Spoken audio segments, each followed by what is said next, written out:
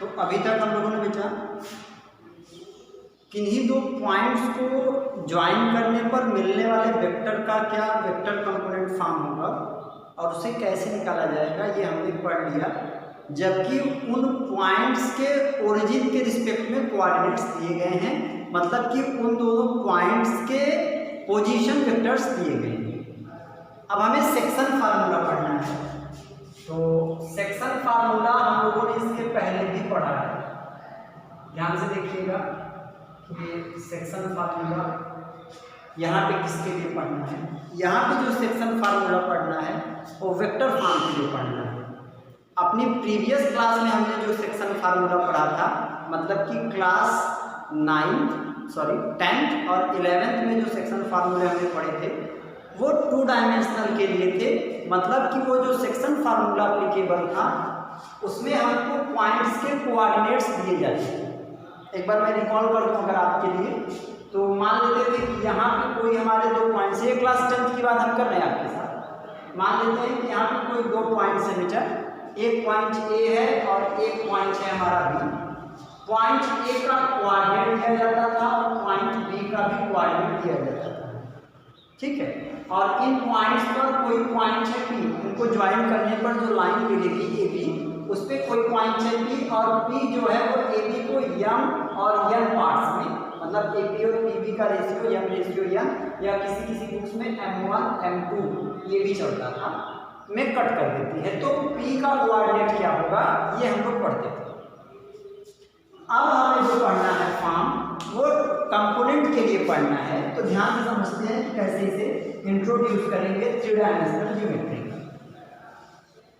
देखिए ध्यान से, मान लेते हैं कि ये कोई भी आपका कार्टेशियन प्लेन है, ये कार्टेशियन प्लेन है इस तरह से, यहाँ पे ये एक्सिस है, ये हमारा वाई एक्सिस, एक्स एक्सिस और जेड एक्सिस है। मैं इसलिए नहीं बना रहा हूँ क्योंकि अभी फिगर में और ढेर सारी चीज़ें मुझे बनानी है तो मर्ज करने लगेगा। बाकी आप समझते रहिए कि ये कोई भी एक्सिस है, कोई भी कार्टेशियन प्लेन, कार्टेशियन स्पेस है, सॉरी प्लेन नहीं है, स्पेस है क्योंकि 3 डायमेंशन चलेगा। मान लेते हैं कि हमारे पास कोई 2 पॉइंट है, एक पॉइंट यहाँ पे है P और एक पॉइंट यहाँ पे है Q, ठीक है।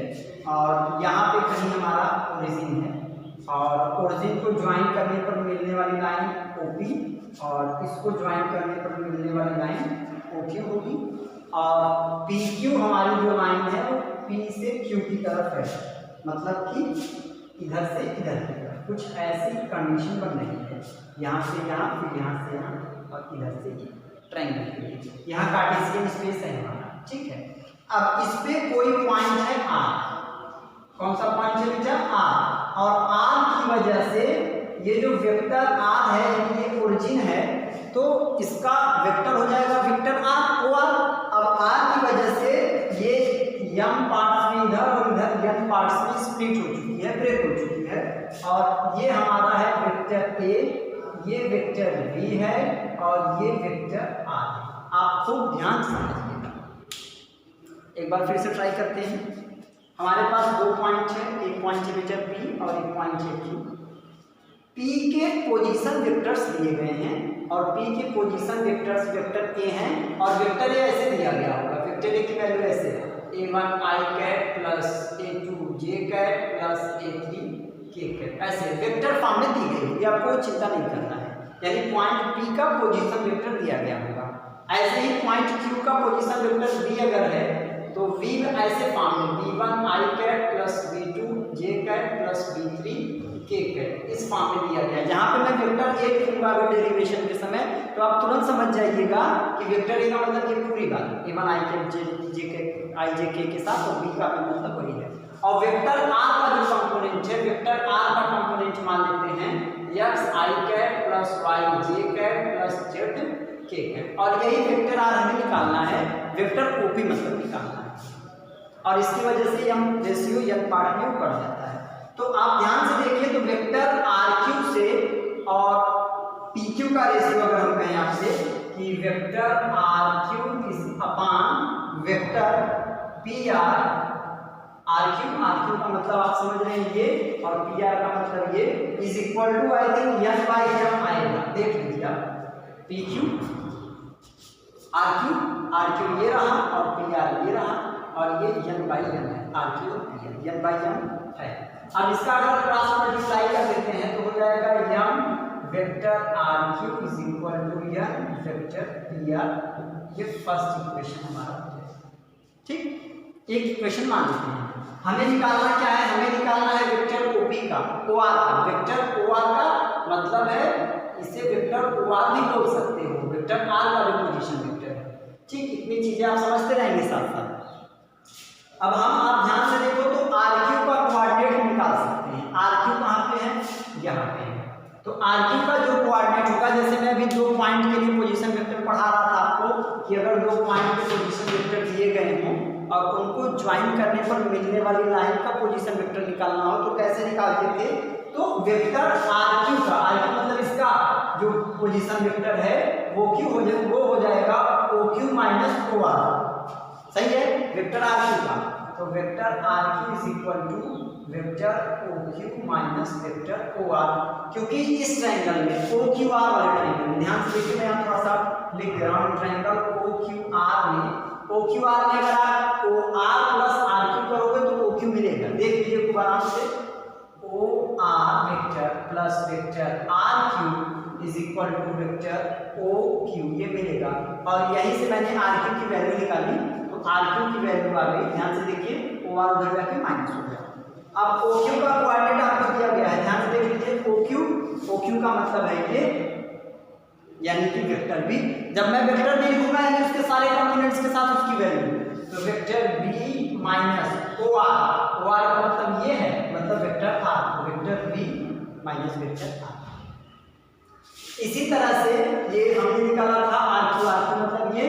अगर हम पी आर निकालते in triangle O P R में, in triangle O P R में, तो आप समझ रहे हैं खूब अच्छी तरीके से, P R is equal to vector P R is equal to क्या हो जाएगा, बताइए कि P R is equal to हो जाएगा O R minus O P. कितना हो जाएगा, O R minus O P. आप इस ट्रायंगल के लिए, क्योंकि ये दोनों साइड जोड़ देंगे, अगर यहाँ से यहाँ, यहाँ से यहाँ, तो ये आ जाएगा, मतलब O R equal to O P plus P R. अब यहाँ से अगर पी आर की वैल्यू निकालेंगे तो O R minus O P. देखिए ये मैंने लिखा है, ओ आर की वैल्यू आपको पता है, बिल्कुल सर, ओ आर की वैल्यू है वेक्टर आर। ओ आर की वैल्यू कितनी है, वेक्टर आर, और ओ पी की वैल्यू है वेक्टर ए, तो वेक्टर आर माइनस। आप साथ साथ फिर से मैं बता दूं, वेक्टर आर का मतलब एक पूरा कंपोनेंट, वेक्टर आर का मतलब एक्स आई वाई जेड के पूरा, और वेक्टर ए का मतलब ये पूरा वेक्टर इसका, तो पी आर इतना हो गया हमारा। अब हम इक्वेशन नंबर फर्स्ट में अगर वैल्यू ये रख दें दोनों की, from equation number first equation से, अच्छा ये इंटरनली के लिए है, जबकि 2 पॉइंट को ज्वाइन करने पर मिलने वाले वेक्टर को इंटरनली कोई पॉइंट अगर डिवाइड करता है तब ये कंडीशन बनेगी। केस फर्स्ट है, सेक्शन फार्मूला केस फर्स्ट, जबकि इंटरनली डिवाइड करता है। एक्सटर्नली का मतलब पॉइंट बाहर हो जाएगा उसके ना। तो फ्रॉम इक्वेशन फर्स्ट अगर हम देखते हैं तो यहाँ पे हमारा क्या है, एम वेक्टर आर क्यू यहाँ पे रहा, vector B minus vector R is equal to N vector P R, यहाँ पे रहा vector R minus vector A. अब आपको खूब पता है कि हमें वेक्टर आर की वैल्यू निकालनी है, यही निकालना है, तो आप क्रॉस मल्टीप्लाई कर देंगे तो हो जाएगा M vector B minus M vector R is equal to N vector R minus N vector A. उसको इधर कर दीजिए, तो M vector B minus plus N vector A, देखिए माइनस इधर आके प्लस, ये माइनस ये मान हो जाएगा, तो N vector R plus M vector R. अब यहाँ से M vector B plus N vector A, अगर आप कॉमन निकाल दो वेक्टर आर तो आ जाएगा एन प्लस एम, और एन प्लस एम को अगर आप इधर कर देंगे तो आपको मिल जाएगा M vector B plus N vector A upon vector N plus M, यानी कि M plus M is equal to vector R. ये देखिए वेक्टर आर का हमारा डायरेक्ट फार्मूला। इसका फार्मूला याद करना थोड़ा सरल है, लेकिन फार्मूला अप्लाई कर पाना थोड़ा सा कठिन है, क्योंकि यहाँ पे आपको वेक्टर बी वेक्टर ए दिया गया है। अगर आप ये समझ रहे हैं कि वेक्टर बी उस पूरे पॉइंट के लिए लिखा गया है जो दूसरा वाला पॉइंट है, और वेक्टर ए उस पूरे पॉइंट के लिए लिखा गया है जो पहले पूरा वाला पॉइंट है, तो बाकी तो रेशियो तो यम तो दिया ही गया है, तब आप सॉल्व कर सकते हैं इसको। और ये बेसिक तरीका है सॉल्व करने का, इस तरह से बना करके सवाल भी ऐसे सॉल्व हो सकता है आपका। ठीक भाई, वही वेक्टर आर की जगह एक्स आई कैप वाई जे कैप जेड के कैप चलाते रहिएगा, तो बाकी ये पूरा वेक्टर आर की आपकी वैल्यू आ जाएगी।